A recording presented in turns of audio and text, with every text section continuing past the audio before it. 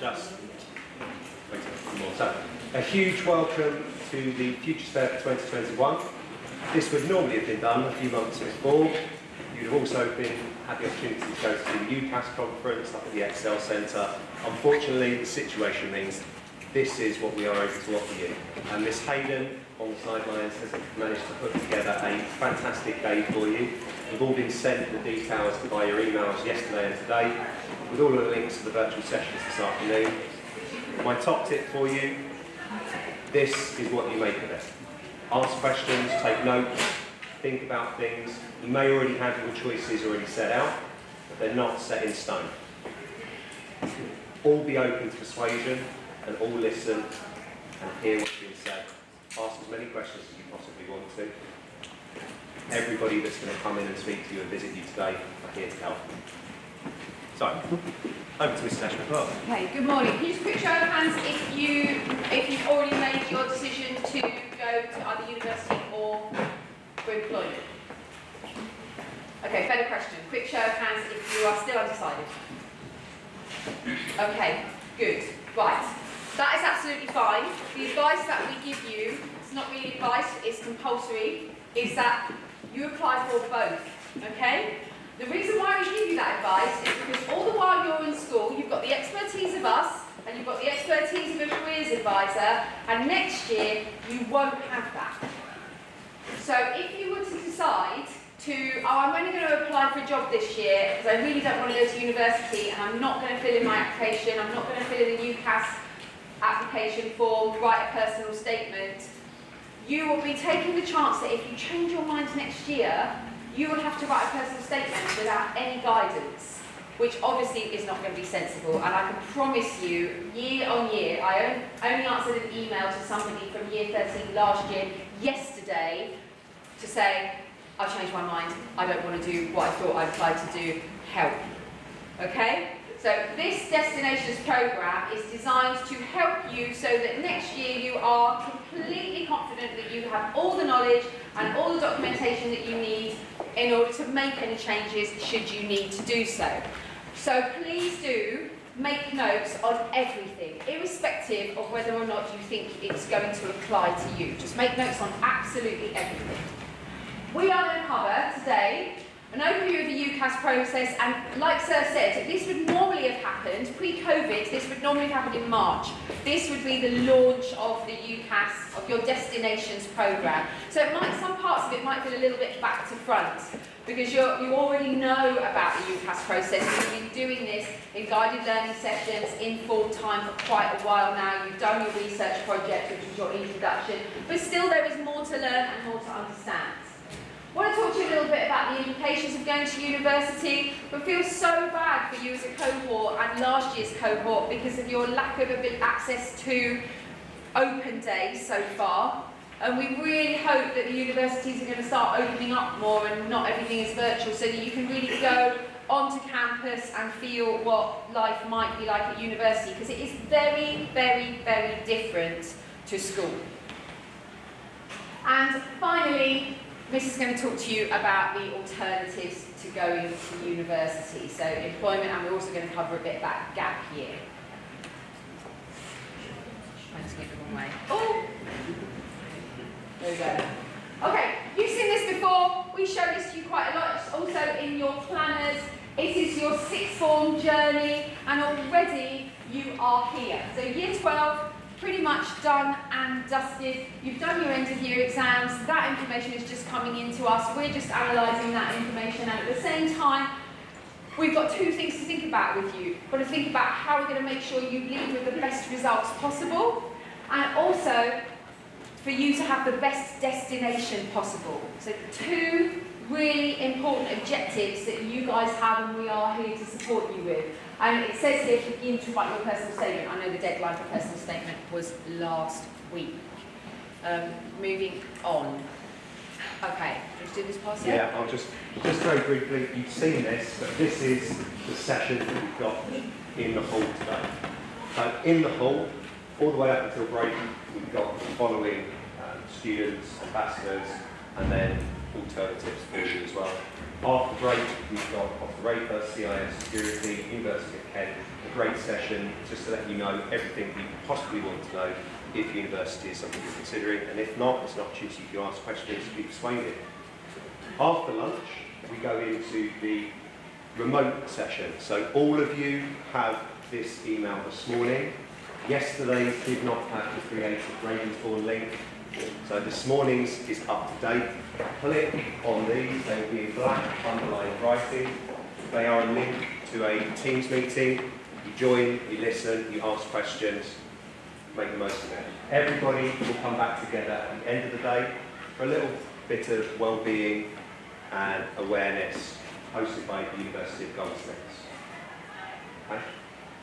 Click the link, takes you straight to the nice meeting. You've got freedom to flip between one and the other. Make the most of it. These are the rooms and forms. This is on your email too. So 12A, E110, Ms Sunderland, all the way down to 12I in the Year 13 Honour Room. Okay? Really easy to navigate. What's wrong? Okay. So, over to Miss to go through university pros and cons. Thank you. So one of the things that we really encourage you to do, if you think you want to go to university, is still make an appointment to see Ms Haydden. Okay, it's really important that you understand that the university course that you're interested in is actually going to lead into a vocation of some description. So we really encourage you to be thinking backwards. I want to be here in 5 years' time, and how do I get there?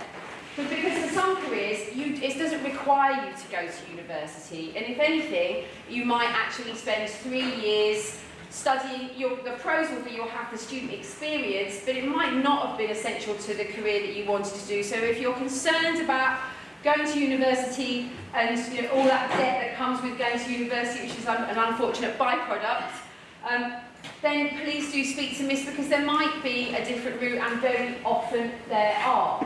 So if you don't go to university, it might be, as I say, that your career just requires you to start at the bottom and work your way up. It might be that the career that you're interested in requires you to have vocational skills that are better on the ground through an apprenticeship. It might be, as I said, the cost of university puts you off, or you might just be you might be overstudying. That's absolutely fine. Some people absolutely love studying. You want to go on, go to university, do a degree, do a master's, do a PhD. You just love learning, and that's all you want to do. For others, that's not the thing that they want to do. So, and you might want to go out and you want to earn now, so you can put an end to study. As I say, not a good enough excuse not to fill in your application form for university, just in case you change your mind, because you always want that choice. University, I went to university. Definitely the best few years of my life, definitely. You speak to anybody who went to university, because it's not as intensive as A-level. A-level is far more intensive than university. You get lots more freedom, lots of fun, you meet really diverse people. For some university courses, you might have an overseas placement or work placement. You might need a degree for your chosen career, and because you want to go into your career at a higher level. Degrees are often used as currency, so if you've got a degree on your CV versus somebody who hasn't, and you're both applying for the same job, it might be that that's what employers are looking for. It might be, time to think is really important actually, it might be that you just still don't know, yes, but you know that you love history, so you just want to go and study history for 3 more years and give yourself a bit more time to think about what it is you actually want to do as a career. And not always, absolutely not always, and some of the speakers that are coming in today will tell you this, but often those with a degree do have higher earning potential, certainly on entry into careers. So they're just the things that you need to weigh up, okay? And the only way you're ever going to be able to answer these questions is by doing as much research as you possibly can and speak to everyone that you can get hold of. So. Yeah, this is a condensed version of where you are. So over the summer term 2021, we'll be continuing with research courses, shortlist to September. When we return, that's when our application deadline is. It's when staff can stop providing feedback to personal statements. It's when it can be completed online, and then we check it in-house and make sure that the personal statements are the best they can be for the submission towards January. In October, our internal deadlines, other personal statements. January to May, that's when we start sending you out, or you start applying for open days, interviews if your university require it, university decisions need to be made. We have a conversation about UCAS Extra, and lastly, we start making those final choices.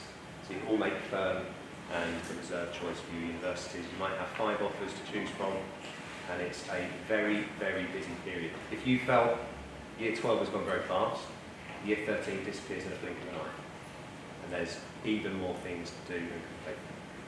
Can I just say something about September? In September, you will get your UCAS predictions, and your UCAS predictions will be largely based on your end of Year 12 exams, which is what we told you before the exams, and that's absolutely right. They will also be based on, your teachers know you, your teachers are professional. If you have been producing work of a certain standard all year and then you had a bad exam, they're not going to base it solely on the exam, they're going to base it on the big picture.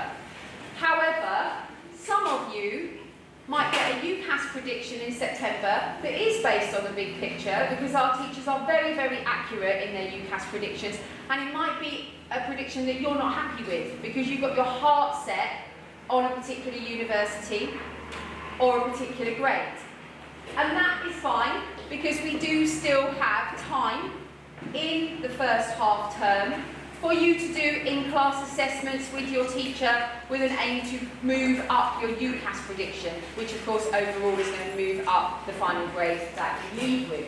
We are very strict about these UCAS predictions. Year on year, we will have students who want us to predict higher than we will, and we will not be bribed or emotionally manipulated into giving you a higher grade. Largely because if we did that and then you don't get the grade at the end, what we've done is we've cost you all your university offers. And we're not going to do that to you because we care about you and we want the best for you. We will predict the grade that we think you're going to get. Okay? And we're going to base that on the evidence you give us. So that's really important for you to be aware of. Please.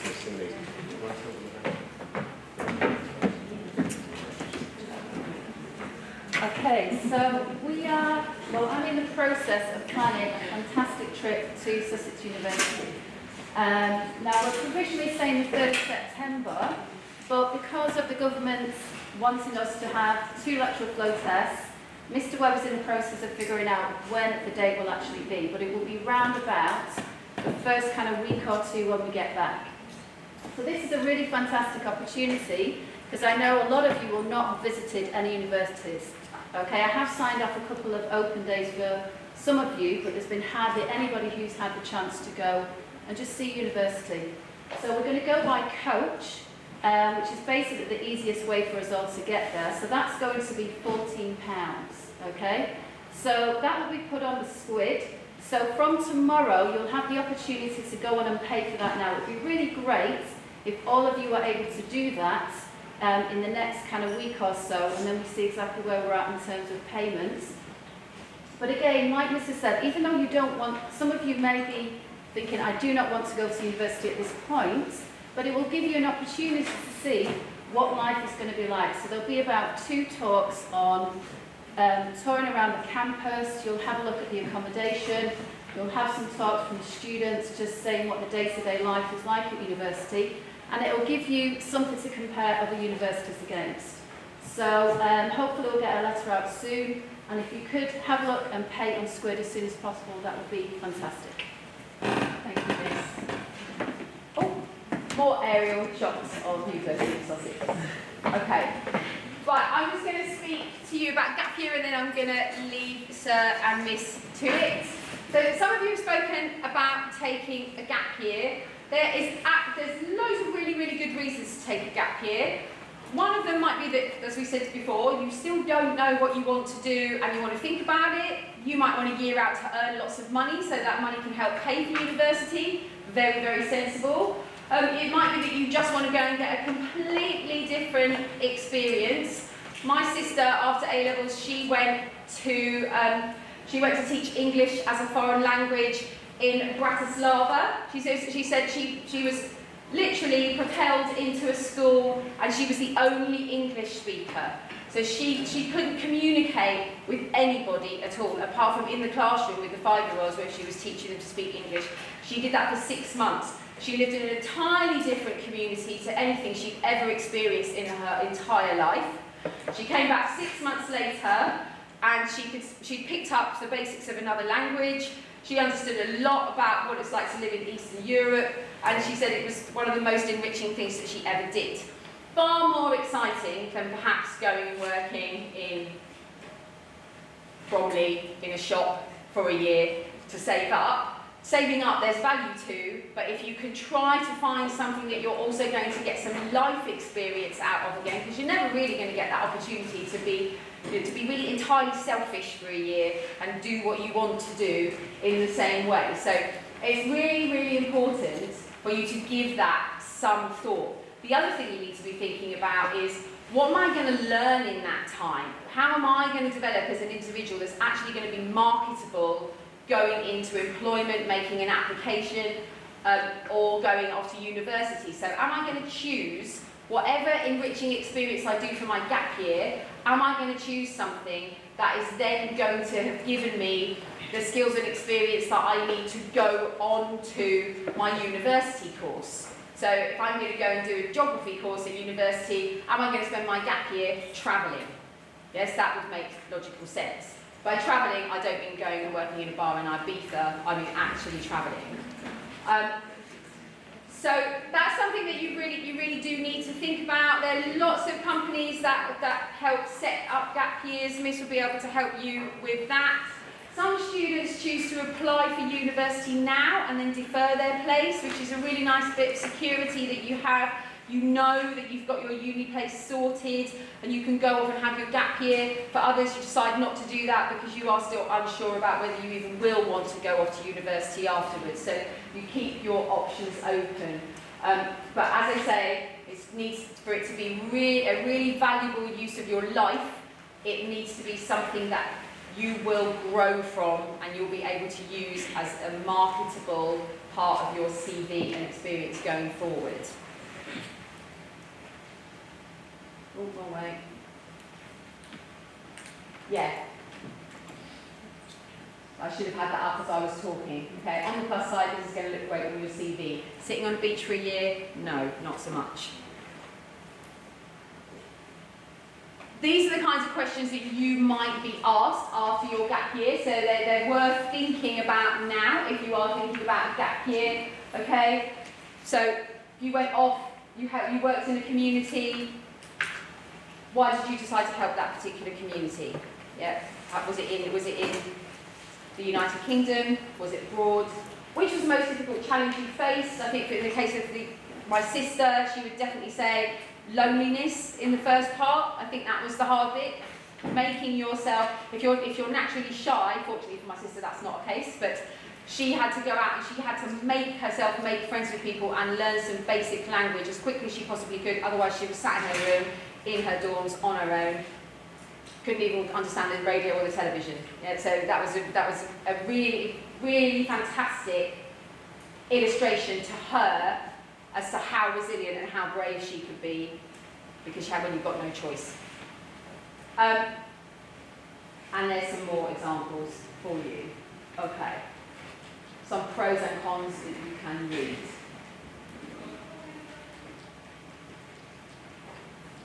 My second one is a good point.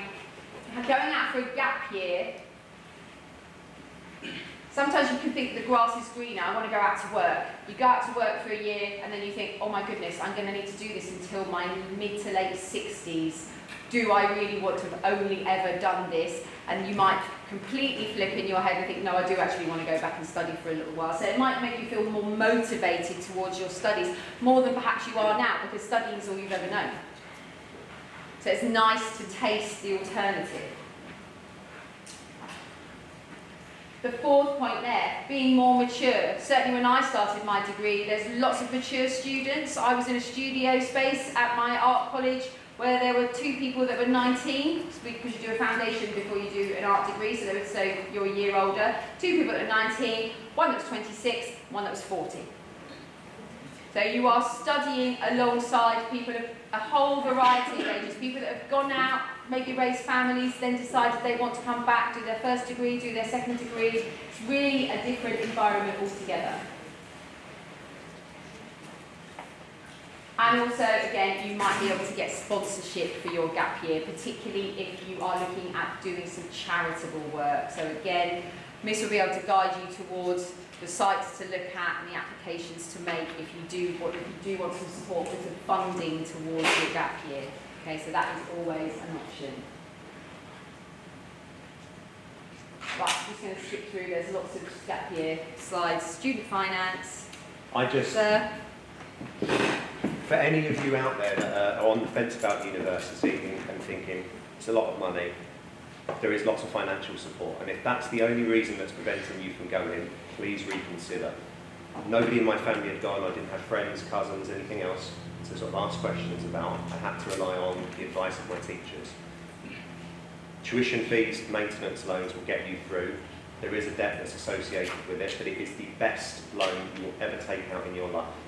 The interest rate is incredibly low, the monthly repayments are incredibly low. You will not notice it. The experience you will get if you're on the fence about university is fantastic, and it's the right thing for me, and it might be the right thing for you too. It is the only time in your life you will be with thousands of people, primarily the same age as you. So I went to Birmingham, 25,000 people, all aged, roughly the same. That is an unparalleled experience that you'll get from going to university. Like Miss, I had a friend who had a 12-year-long gap year. He joined university when he was 30, which at the time I thought was incredibly old. Now, today, I'm 33, less so.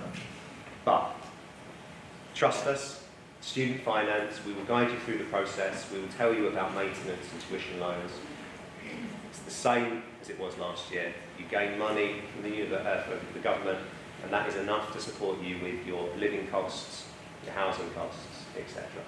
If that is the only thing that's stopping you from applying, please don't let it. Now, over to the main person of this morning. Thank you.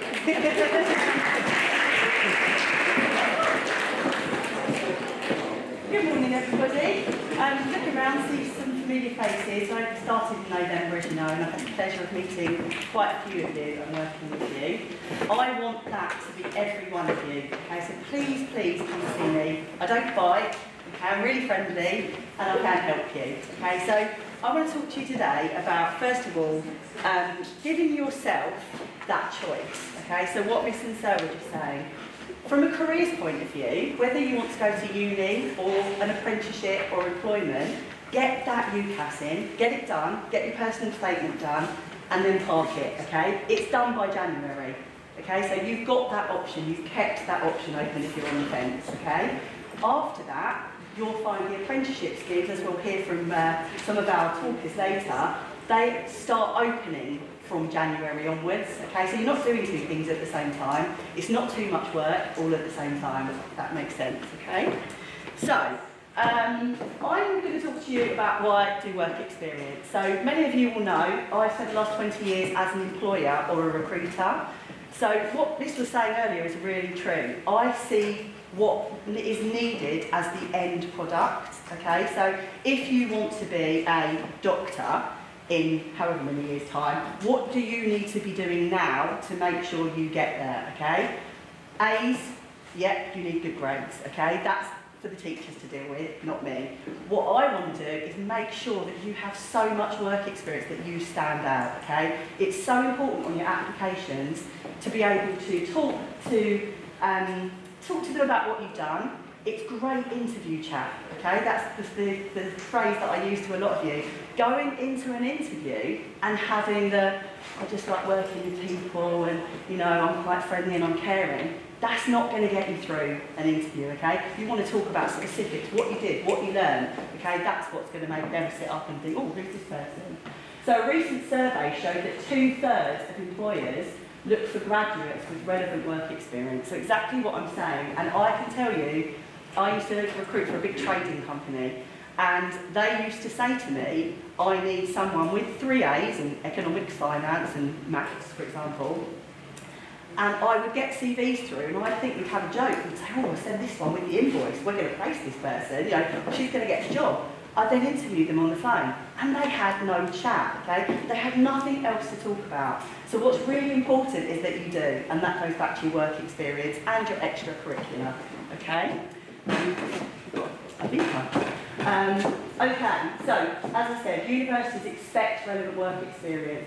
Really, really important for you to get something relevant, and I am here to help you with that, okay? I've got a lot of contacts in my previous life, but also, those of you who've known, I'm a bit of a LinkedIn fetish, and it's brilliant. It's absolutely brilliant what we can find, okay? It's fantastic. We had someone the other day that wanted to be a food technologist, and I didn't know where to start. We've Googled, we've looked on LinkedIn, and the first person that came up was a guy that lives in Beckenham, who we straight away messaged. He came straight back, and she had a meeting with him to discuss his career. He's head of food technology for Marks and Spencer's, and he was the guy that made Percy Pig vegetarian. So now she's got him as a contact for work experience. That's just one example, okay? Really, really important.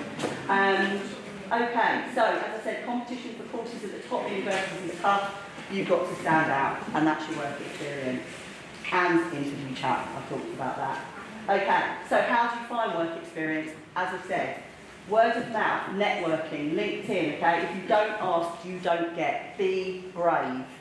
I've got she's a neighbour actually, and she comes to the school, she's in year 8, and her mum was telling me last night she wants to go into beauty. She's got into a beauty room in West Wickham High Street on her own, and she starts a little work experience job this weekend. And she's in year 8, so if she can do it, you guys can do it, okay? Just be brave. Guys, do your research on local companies, okay? Start local. This summer holidays, go out, get something, okay? Again, come to me for some help. But I know there's, I won't name you, but we were talking to one of our want-to-be architects. We were looking the other day, and we found 5 companies within like a 2-mile radius of here that you can now apply to, okay? And I can help you with your CVs, etc.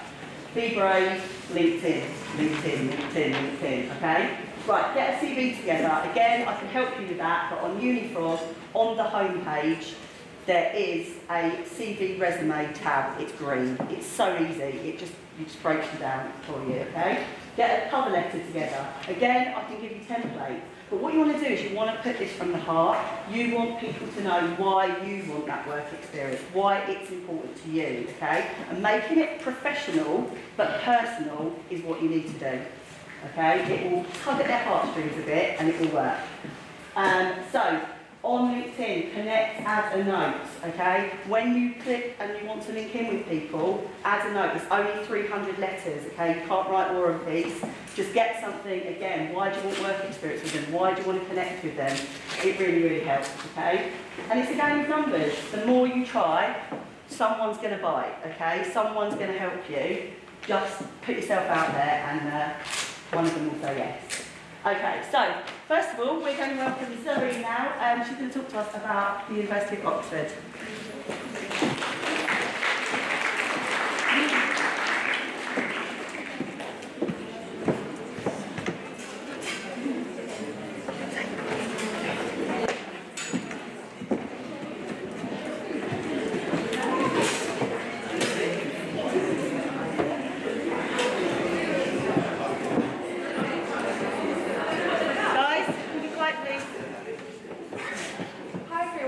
I'm Zoe. Thanks so much for inviting me here. It's great to be back.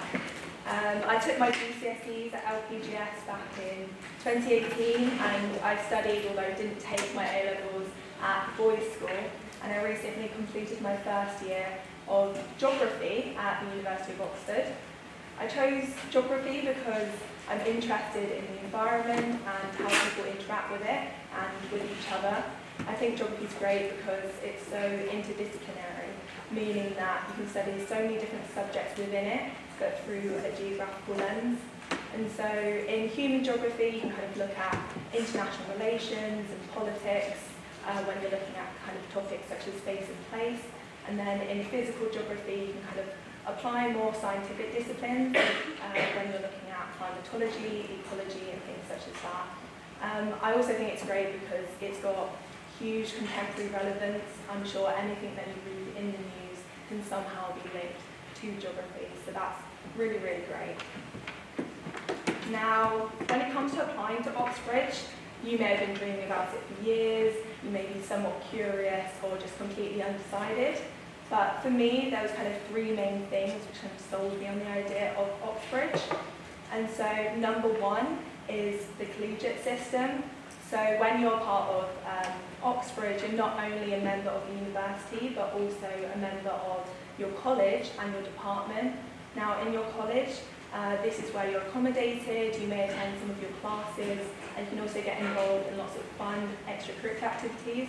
I know for me, my college, St Edmund Hall or Teddy Hall, has become somewhat of a home away from home. It's been a really nice way to kind of meet people and socialise. Now number two, there's a tutorial or supervision system. There's tutorials in Oxford and supervisions in Cambridge. Now this involves small group teaching, so it might be 1 to 3 students with perhaps one tutor, and you meet perhaps once or twice a week. For me, I was always told by my teachers that I could raise my hand more in class, and that I was sometimes a bit quiet, but when it comes to tutorials, you can't seem to shut me up. So if you've ever received similar feedback, then I'd encourage you to just give it a chance in small group teaching, because it was an absolute game changer for me.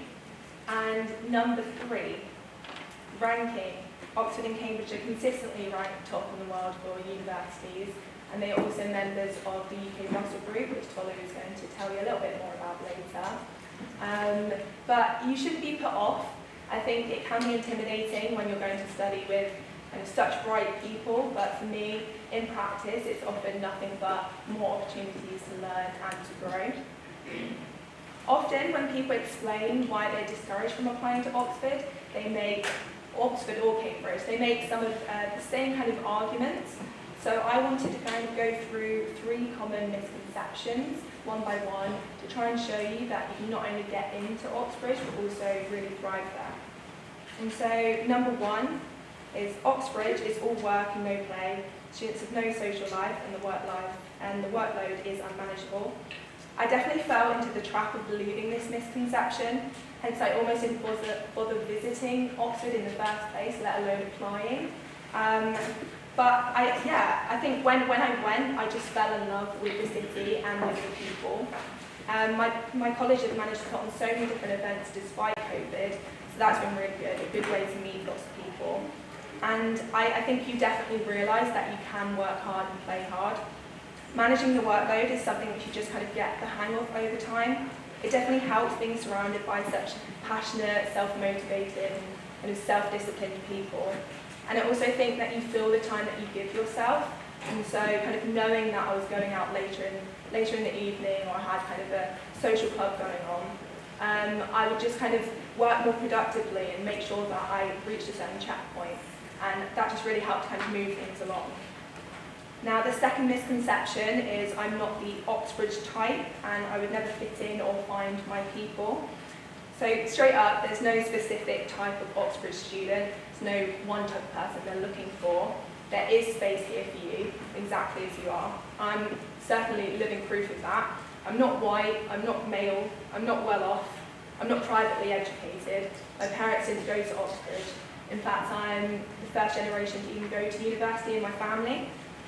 But I am valuable and my perspective matters.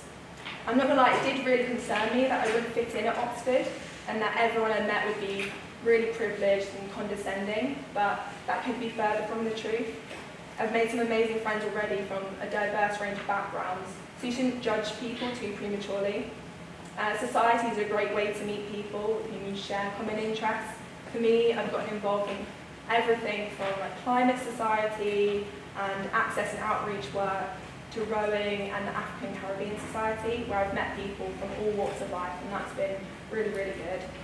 And the final misconception I wanted to mention was getting into Oxbridge is impossible, I'm not good enough. And so to kind of challenge this, I wanted to demystify the application process a little bit, because it can be a bit different from other universities. So you have to submit your personal statement around mid-October, which is earlier than for other universities, but it's quite nice to kind of get it out of the way and all done and dusted. For many courses, you may have to sit an admissions test kind of towards the end of October or early November for Oxford. Some courses, they may have to submit written work in November, and then if you've been successful through those stages, you may be invited to interviews in December. So an Oxbridge personal statement is a little different from other personal statements in that it should be predominantly focused on academics. So the ratio that many people refer to when writing their personal statement is 80% academic and 20% extracurricular. So for the academic section of your personal statement, you ought to be talking about what we call supercurriculars. Now, this is a term which is used to refer to the ways in which you've explored your course outside of the classroom and beyond the school curriculum.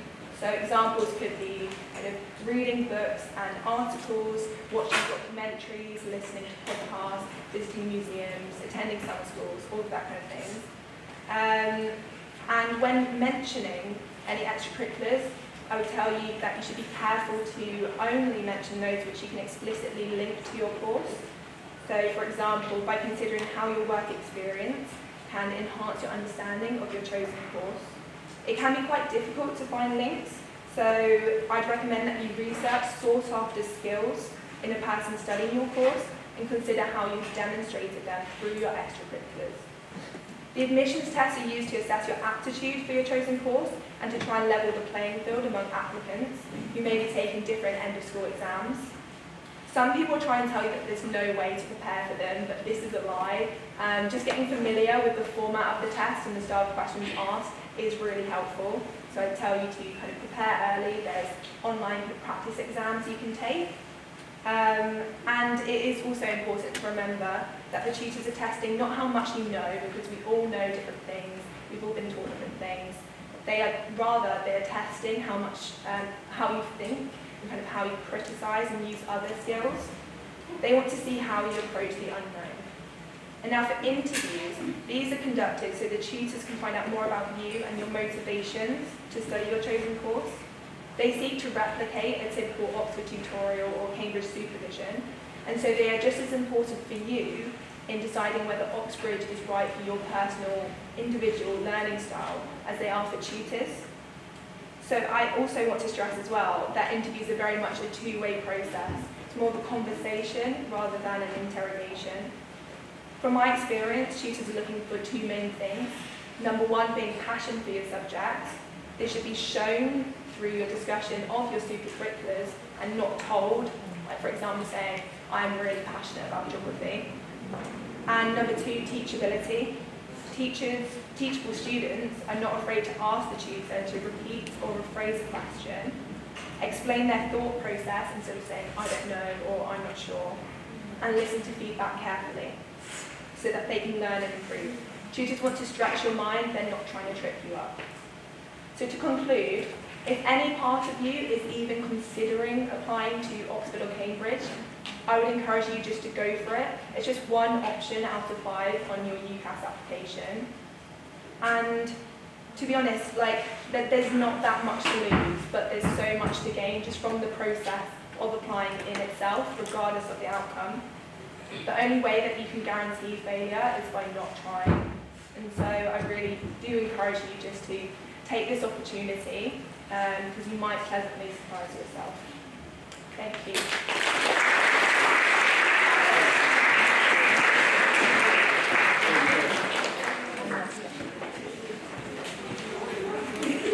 And now we welcome Tolu. If there are any questions, I'm sure our guests will stay and break in courtyard and ask questions.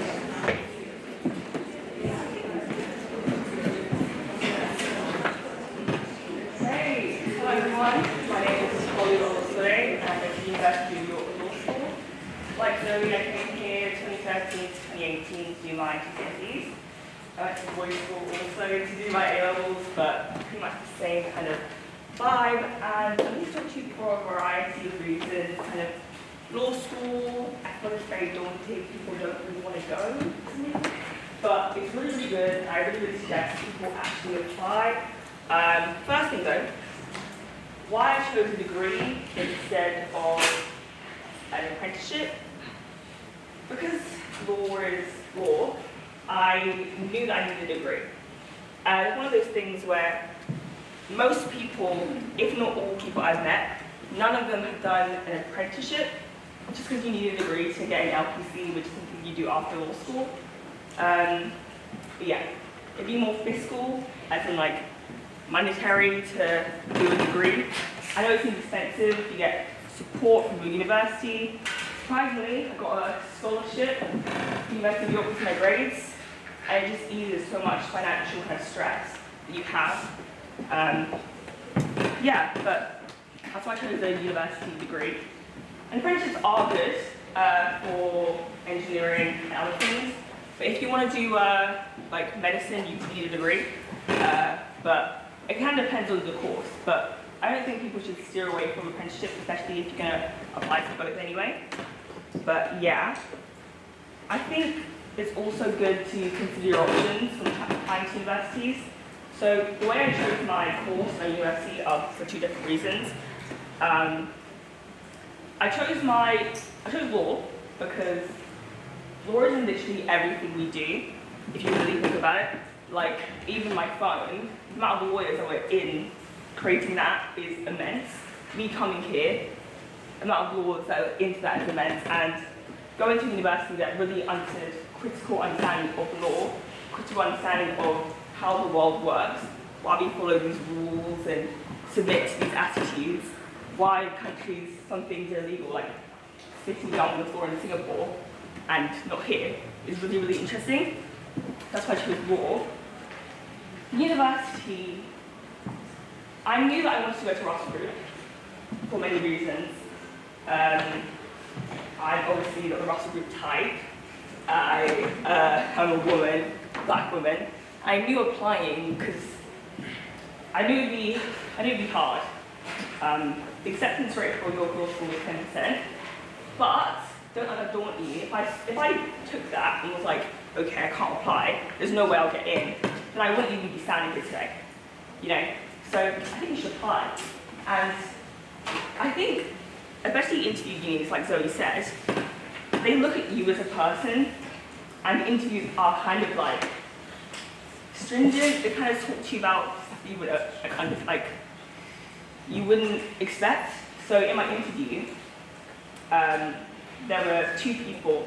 One of them was like, keep in mind I'm doing law. They said, if you were on a railroad and you had to kill a doctor or 3 old people, who would you kill? And I was like, I don't know. It requires you to critically think, and it also makes it so they like you. So, yes, you need grades. I'm not gonna lie about that. But you just need to show yourself in not only your personal statement, but your interviews. I'll get into that more later. How is university life? Like Zoe, I go to a college at uni, and it's like a little family. Like, you just get along so well, and the college organizes some things for you. So like, they give you like free packages of cookies. I got a University of York Monopoly board. I got free snacks. It's kind of fun, but it kind of depends on the university you go to. So it's really good to research that. Also, in your college, a lot of people do the same course as you. So I was with a lot of law students, biology students, chemistry students, and it's really good because you meet people who are the same. So they get to exam season, you're kind of talking to the same people, going through the same things. So it's really, really good. And I would suggest collegiate unis if you're kind of scared to go. Personal statements. Like so, you need to link your future prospects to what you're doing now. So as I said, I knew I was going to do law a bit early on, maybe year 12, early 13. But I knew I was going to do it. And you have to show that you actively are engaging. But especially with degrees like medicine, law, engineering, I feel like a lot of people aren't doing it for the right reasons, or like, you can see it. So I think you need to show passion for the course. I feel like even when I talk about law, you can see that I actually like doing it. I like reading. I like, critical analysis of weird subjects. I think that's really, really good. And you should just show that within your personal statement and just link it to your family. So an example, I start my personal statement off like, oh, my family, my parents are immigrants, and seeing them balance from the norms of their culture, the laws of their culture, and UK laws are very interesting to me, and they're led and supplement my interest. So I think if you link it to yourself and link it to other things you're doing, such as moocs and all that, and stuff in uni for, then it'll be fine. Anything I wish I knew in year 12? I think I think people should do more of their homework in their threes. Controversial. Because then you can just go home, chillax, watch Love Island, just do stuff that you want to do. And then when you go to school, you can just do schoolwork. But I do think people should, especially if you're doing like a core degree, I think people should chill out more, kind of. Like, I think people overwork themselves. You know, like, university is so stressful and we're working all the time, which is true, you do a lot of work. But I think if you manage your time well, you have a lot of time to do things you actually want to do and do things that you really like doing. So, and also if you revise during your freeze, and during, if you revise like for mocks, then after mocks you can just do it, and then it's like a background memory. So my psychology teacher loved to give us surprise tests, so do I, and one time he gave it to us, but I didn't revise at all. Because I revised for my mocks, I didn't really need to. It was just background memory, and it makes revision so much easier. Last thing I want to talk about is my plans for the future. I'm obviously going to go into being a lawyer. Law school doesn't make you a lawyer. I think a lot of people think that. Law school is only 3 years, and then after the 3 years, you do an LPC, then you do other things. So in total, to become a lawyer, it's 3 to 6. But if you're considering becoming a lawyer, doing law, I think you should do law anyway, because 50% of people that do the degree end up being lawyers. It's really good critical analysis, really good to know, and then you can decide after the 3 years. So if you have any doubts going to university, I think you should do it. Why not? I mean, if you think about the money, you get student finance, you get scholarships. I didn't know I could get scholarship. If you're thinking about friends, you're going to be far away from home, you make so many friends. You can't even imagine it. Especially because I go to a college of uni. The friends that you make are probably going to be friends for life. So I think you should try it out and reach the stars. Yeah. Well done. Thank you.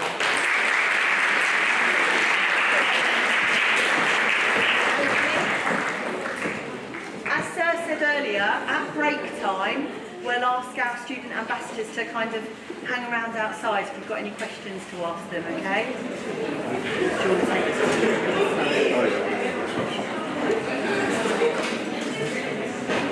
Morning. My name's Anthony Smith. I'm a student. Thanks very much. Thank you.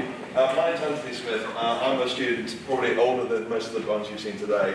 I'm a mature student, so I live in Bristol with my wife, my 2 very beautiful small sons, and I'm also studying law at the University of Bristol. So I'm just going to tell you a little bit about Bristol University. I'm going to talk to you a little bit about the university as a whole, kind of different courses that we offer, and then sort of finish off with a little bit about personal statements. And I know we're running a little bit behind, so I won't take up too much of your time. So, okay, there we go, University of Bristol. So, why choose Bristol? So, lots of you already have lots of different reasons for wanting to go to university and the reasons why you would want to go. If you can just look at some stats to start off with. So, in 2017, the Sunday Times said that we were the best place to live in the UK, which is, I think, probably quite a good stat. We're the top 5 for research, one of the top 5 universities for research in the UK. University of Bristol, you've already heard about the Russell Group of universities. Bristol University is part of the Russell Group, and that's really exciting because it means that you're always at the cutting edge of research. So when you're learning, whatever subject it is you're learning, you're always at the very cutting edge, and you're always learning stuff which is not in textbooks, not things that you would find via Google, but you'll find that you're learning things which are being discovered one day and then being taught to you the very next. So this is really important for after your degree. So in the moment you might be looking towards your degree or an apprenticeship or going into employment, as you heard earlier. But actually, the kind of things that you want to learn when you're at university are transferable skills. So those skills which you learn at university, which you can then use to enhance your CV, and which you can then use to help get jobs and things like that. So, yeah, we're one of the top 5 universities for research in the UK. We're 6th in the UK for graduate employability. So if you go to university, go to any university really, you're going to enhance your employability prospects. So again, you've heard about this a little bit earlier. If you go to a good university, get a good degree, that's going to help you with employability and help you also, I hope, probably earn a better salary as well. So lots of our students say that we offer intellectually stimulating courses, and that kind of links in with us being part of the Russell Group, which is this group of universities across the UK which receive public funding for doing research. So that's really exciting. And we're also targeted really high by top UK employers. So there are really good links with the university with lots of employers. There's a really good career service which helps you, just like you've got a careers advisor here. We've got a great career service which will help you throughout your degree and also after your degree as well, in terms of looking for jobs. Okay, so yeah, so I've already said we're part of the Russell Group. You can see that it's there. And 83% of our research is rated as either world leading or internationally excellent. So it's a really good place to be. So, just talking about the university as a whole for a little bit. So the university is split into these kind of green circles. So these are our faculties. So all of the courses in the university are split into life sciences, social sciences and law, health sciences, arts, engineering or science. And then every course will be within a school within one of those faculties. We offer a range of courses. We offer single and joint honours courses. The single honours courses means when involves studying one main subject, whereas joint honours obviously studying 2 subjects alongside each other. Then there are various things that you can do alongside your course. So there's studying industry, so again you've heard about that earlier. So particularly for doing something like engineering, Bristol's a really big engineering city, there's options to do things like studying industry alongside. There's options to study abroad, so be that in a European country or even further abroad than that. What else do we have? Open units in the bottom. So lots of our courses give you the option to take open units in other areas aside from the area in which you're taking your main course. So that's a really exciting thing. So you can sort of tailor your course to things that you're interested in and sort of do other kind of bits which help enhance your degree and sort of enhance your employability and the way that you can sell yourself afterwards. Okay. So, Bristol itself, I'm probably slightly biased because I was born in Bristol, brought up in Bristol, but it's a really, really beautiful city. There are over 450 parks and green spaces. So this place here, this is Queen Square. This is probably a 10-minute walk from the university. This is right next to the harbour, and there's a beautiful harbour side in Bristol. There's so much to do, so much to see, so much to get involved in. It's a really cultural city, it's really diverse, and there's a real emphasis actually by the university on you not just being solely academically focused, but actually kind of looking at the whole you and really kind of being holistically kind of challenged, I guess, so that when you come out at the end, you're ready to kind of enter the world of work afterwards. So there's lots of festivals in Bristol, so if that's your thing. There's a harbour festival, there's a balloon fiesta, which is I think the biggest one in Europe, which is really beautiful. There's lots of music festivals, obviously Glastonbury is not very far down the road.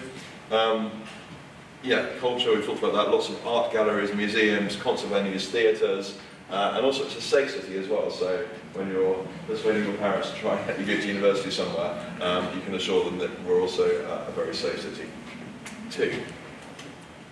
Okay, so finally, just going on to personal statements, just for a couple of minutes before we finish. And this is kind of for whatever personal statement you're writing, for whichever university and for whichever subject. This is kind of just a general, or a few general pointers when you're writing your personal statement. So, it's really, really important that when you're writing a personal statement, that you're not just telling us. Yeah? So you don't want just to tell admissions, things that you've done. What you want to do is to show and to illustrate things that you've done ahead of doing or writing your personal statement. So write about specific examples. So take things that you've done and take specific things that you've done and make sure you write about those. But then actually what's really, really important is to tailor your comments to your subjects. You've already heard this from our great speakers that you've heard this morning already, but it's really important that the things you're writing about, you can relate them to your course. So make sure you understand the course, so whether that's by talking to your friends, so don't underestimate that. It's really important to talk to people around you, talk to your teachers, talk to your careers advisor, do whatever you can. And actually one of the things that hasn't really sort of been mentioned too much this morning is look on university websites. So the University of Bristol is really transparent when it comes to admissions processes, as are many other universities. And if you go onto our website, you can find the admission statement for any course that you want to look at. And in that admission statement, it will tell you exactly how we assess. So it will tell you the percentage of GCSEs, the percentage for A-levels, whether we interview, any kind of specific admissions processes, for instance, for medicine, dentistry, vet science, those kind of things. So have a look at our website. If you go to interview, or if you're, as I say, for any university, if you can talk about a course, if you can talk about the course structure, about the units that are available on that particular course, then it kind of shows your interest in that university. So that's really important. As I said, don't just sort of list examples. Make sure that you're always relating them to things that you want to do with the subject you're interested in. And I guess what's really important, but it's why it's in bold, is make sure that you be yourself. So universities are interested in you. So it's not kind of the you that you want to display. We're interested actually in you, the person, and how we can then help you mould and develop yourself so that you're the person you want to be when you go into employment afterwards. Okay, so just a little example. So yeah, so we talked about, or we haven't talked about it, but obviously selective universities, this talks about the need for universities to select people, and often this includes scoring of a personal statement, right, which you all know already. So let's just look at, this is the last couple of slides and then I'll be finished. So show, not tell. So if you take anything away, if you're going to ignore anything I've said, there's lots of yawning this morning, so this will be even more yawning on Monday morning. But just remember this slide, okay? ABC, activity, benefit, course. So you're looking at the activity, so the thing that you did. So if you write about something that you did, which helped you, great. We want to hear about that. If you can talk about the benefits, this is kind of your first layer on top of that. The benefit to you and the benefit to your application, that's even better. That's your first layer. And then your second layer is the course. If you can relate it to the course, that's even better. Yeah? So if you remember, there's three things. And anything you write about should always be kind of couched in terms of these three things. So write about the activity, write about the benefit, and then relate it to the course. That's really, really important. So here's an example. So someone, actually this is an actual example, so someone wrote, I attended 2 residential courses at the University of Nottingham. It might not have been Nottingham, I'm not sure, I didn't write the slide. If anyone from Nottingham, I apologise. It says sessions ranged from reptiles and exotics to suturing, keyhole surgery and some other stuff. I found both courses intriguing and their diversity affirmed my desire to be a vet. Put your hands up if you think that's a good personal statement. Hands up. What do you reckon? Okay, after 3, put your hands up if you think it's a good personal statement. 1, 2, 3. Okay.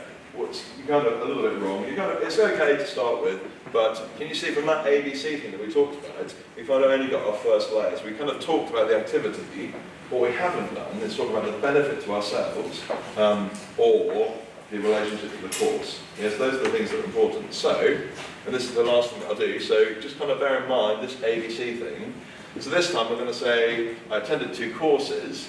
Instead of just saying I did these particular kind of courses, we're going to say I did them, and by doing them, I then learned these other techniques. So that's the benefit, isn't it? That's what we got from it. And it then says I found how these techniques should be applied within emergency situations. Okay, that's important because it's a benefit, and it also kind of relates to the course. I then consolidated this knowledge. Okay, well that's really good because, like we heard just now, we need to go away, and it's kind of, I think when our colleague from the University of Oxford said about supercurriculars, about kind of reinforcing knowledge, going away, attending some other lectures. That's not yet.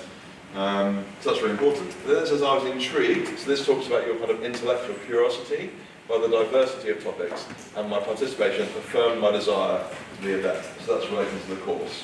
Yes? So, as I say, if you don't remember anything else, ABC. So the activity, the benefit of the activity, and then the course, so related to the course. If you can do that with everything you write in your vision, in your personal statement, then that will sort of stand you in really good stead when you're writing your personal statement.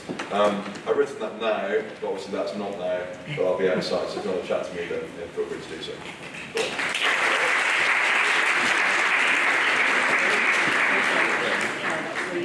I will send those slides to you as well because I think that's a great tip, okay? Right, so next we have our very own Mr. Curran.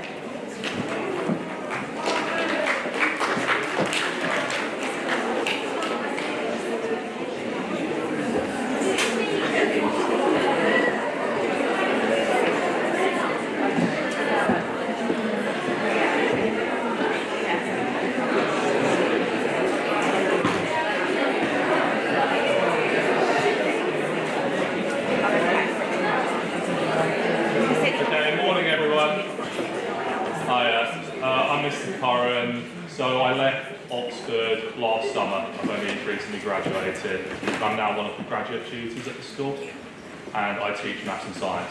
At Oxford I did biochemistry for 4 years, and I'd just like to tell you a bit about myself. So I went to a state school in South London, very similar to all of you, and when I was in year 12 going into year 13, my school actually said, when I asked if I had any chance of getting into Cambridge or Oxford, they told me I had 0% chance of getting into Cambridge and even less chance of getting into Oxford. And I mean, that was like really disheartening, and to be honest, I still don't know fully why they said that, but it just shows that like anything is possible, and regardless of like what anyone tells you, it is possible to like achieve above and beyond what anyone thinks of you. So in terms of my personal experience, similar time to you right now, I was writing my personal statement. I had to hand it in October. Again, I wasn't really expecting very much from my application to Oxford, but I thought I might as well apply. I got an interview. I personally thought they went pretty badly, but then I got my offer. And even after I got my offer, I was still very unsure about whether I wanted to take it. So for about 2 months, I was like 50-50. At one point, I'd say probably even 80-20, sort of going to reject my Oxford offer just because I thought Oxford was like, I've heard all the rumours about Oxford as like being a very snobby place, and a lot of other things, like not a place that normal people go to. So I was very close to turning down my Oxford offer. In the end, I decided to take it, and I absolutely do not regret it. I think there are some things that are very important to take into account though.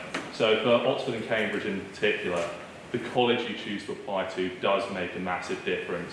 There are some that are like very heavily state school, like as in my college I went to was about 70-80% state school, which is about the like sort of most state school heavy on the spectrum.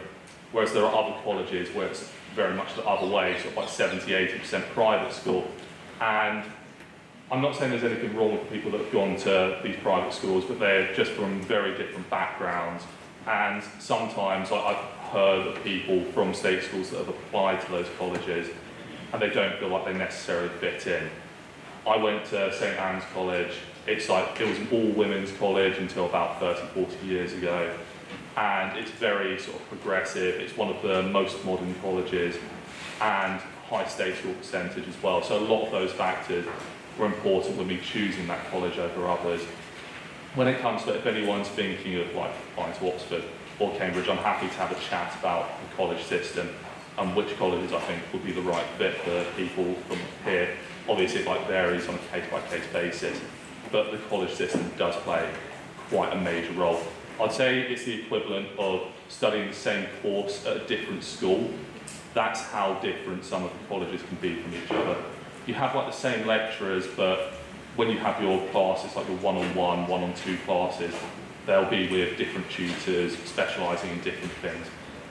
Secondly, in terms of applying to university, not just for Oxford, as some other speakers have mentioned, I would definitely recommend having a look on the websites to look at the courses and see if it's exactly what you want. So you might be considering a specific subject, but the content of the course will be different at different universities.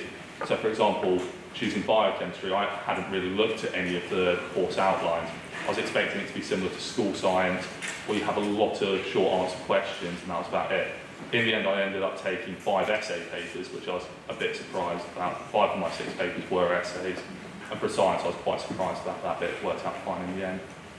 Then, in terms of personal statement, I'd say my advice would be slightly different to stuff the other speakers. I think having stuff outside of your curriculum and outside of your subjects you want to study is quite important because it shows you're a well-rounded person. So for example, on my personal statement, I talked quite a bit about being football captain, doing 5 years of army cadets at school. I think things like that are quite important to show you have other skills and you're not just someone who spends 14 hours a day in a library, because every single person that gets an interview for a university like Oxford or Cambridge will be academically good enough, more than good enough to go to that university. It's about making sure you're the right fit, and they aren't just looking for people who spend all their time working in the library. They want people with other skills as well. Secondly, I'd say showing a genuine passion for your course is important. It's got to be clear that you haven't just decided 2 weeks ago you want to study this course, because then you could easily decide 2 weeks down the line, if you've left it that late, actually I'm not interested in that, and they don't want someone who's a bit of a flip-flop and might just change to a different course for whatever reason. They want someone who's been interested in this course for a little bit longer. So things like getting work experience if you can. I know it's quite tough at the minute, but you don't even need that. I had 1 week of work experience on my personal statement. Again, a lot of people say reading books related to your course can be useful. Personally, I didn't read any books either. I read a few magazine articles about science topics, and that was about it in terms of the things I talked about. So science magazine articles, not just in, I don't know, Hello magazine or whatever. But still, regardless of that, having things to talk about is important, but there's no one formula for writing a good personal statement. Showing passion is important. Showing you've done things related to your course, again, important. But you want to stand out from everyone else. There'll be 1,000 other personal statements that have all copied and pasted a set routine. And if you look like one of those, you might just they might just go, oh, we've got 100 other people like that. Why are we going to choose them over any of the others? So having something slightly different in order to stand out can be quite important. Then, in terms of university itself, I'd say it's an amazing experience.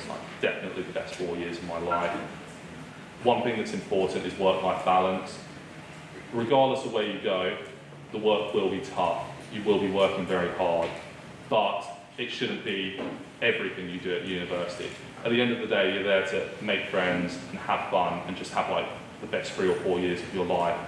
And the work is important, but you've got to have other things in your life as well. And if you get stressed about your work at any point, you've just got to remember that there are more important things, and that's the way you should think about it, because getting stressed will just make you do worse. If you need to take a break, or you take a couple of days where you don't revise, or don't do any work, then it's worth it in the long run for your mental health and everything else. So that's one thing I definitely recommend. Then in terms of questions, I'll hang around at break as well. And in terms of personal statements, if anyone wants any advice or anything, you can just email me at LCU. I'm happy to help with that stuff. And then I think that's pretty much it. So thanks for having me.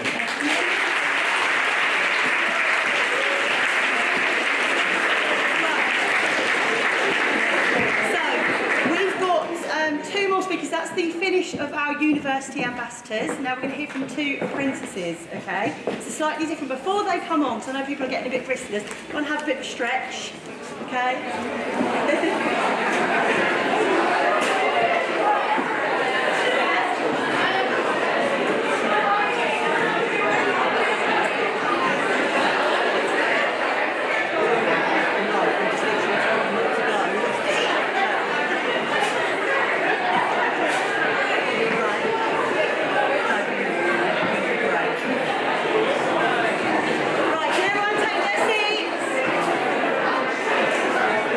Can everyone take their seats, please?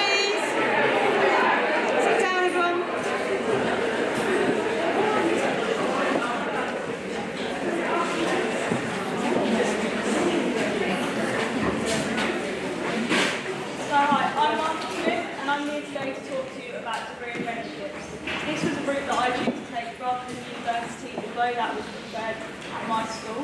However, I decided to do degree apprenticeship applications in my last year at sixth form at Oxford. Why choose a degree apprenticeship? In my opinion, it's the best of both worlds. You get to learn from like-minded people on the job whilst also attending university either 1 or 2 days a week.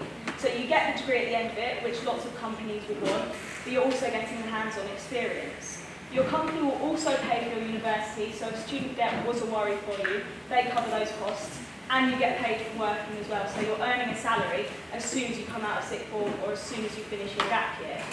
You also get to gain a wide professional network and meet lots of like-minded people early on. And finally, the company are investing in you. They're investing not only their time, but their money. So they're likely to want to keep you on at the end of your degree apprenticeship. And lots of people come out of university, struggle to know what to do for a job, where to go into work. But with a degree apprenticeship, you're 90%, you've got a job at the end of it if you work hard and show your enthusiasm throughout. So how I researched opportunities. I'd say that Unifrog was probably the website I use most because it's easy to navigate and simplistic, and you can set your radius of how far you'd like to travel. But also the government website is just as good. And also Instagram and Twitter, like apprenticeship hashtags, or if you know the fields you want to go into, you can look at different companies, follow them on Instagram, follow them on Twitter, and then you can find out about work experience opportunities and things like that, which will make them more likely to want to employ you or want to give you that interview for your degree apprenticeship if you show that you're interested enough to try and get work experience with that company. Application tips. If I would give you one tip, I would say be yourself and do your research. You really need to show your enthusiasm for the subject that you want to go into. And doing your research into the company or the people that are interviewing you is key. You need to ask them questions at the end of your interview and always be prepared. You can even research who the interviewers are and what projects they worked on. That's a top tip that Ms Haydden gave me for my interview. And my interviewers liked that because I was asking them about themselves and it showed that I was interested in finding out more about the company and them as people. I'd also say that practice is key. Mock interviews are really good, and again I did a mock interview with Ms Haydden and I found that really helpful.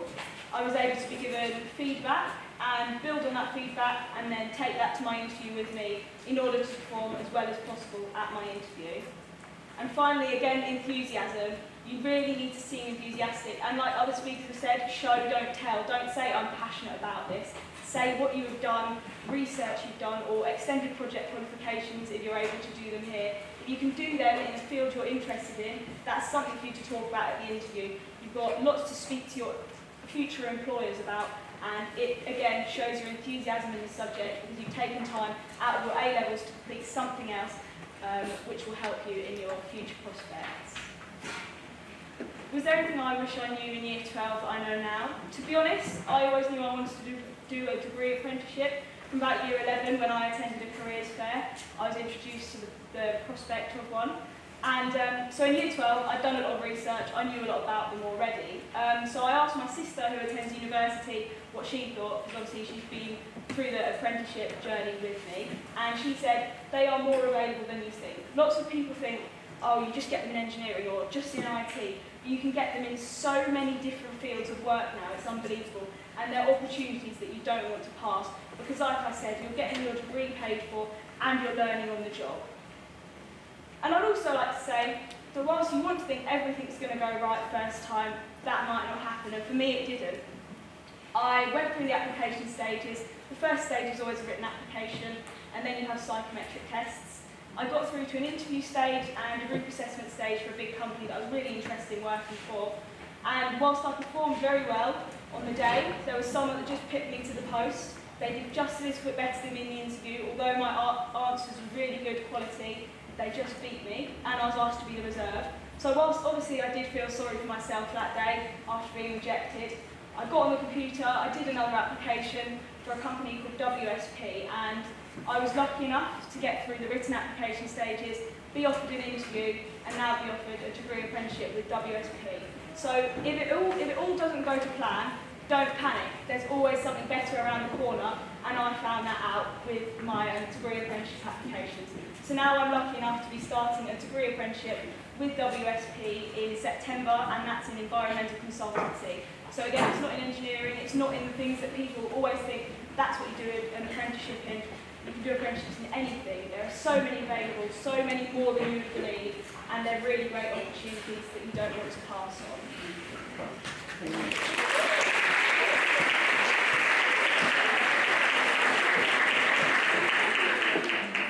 And next we have Darcy coming up.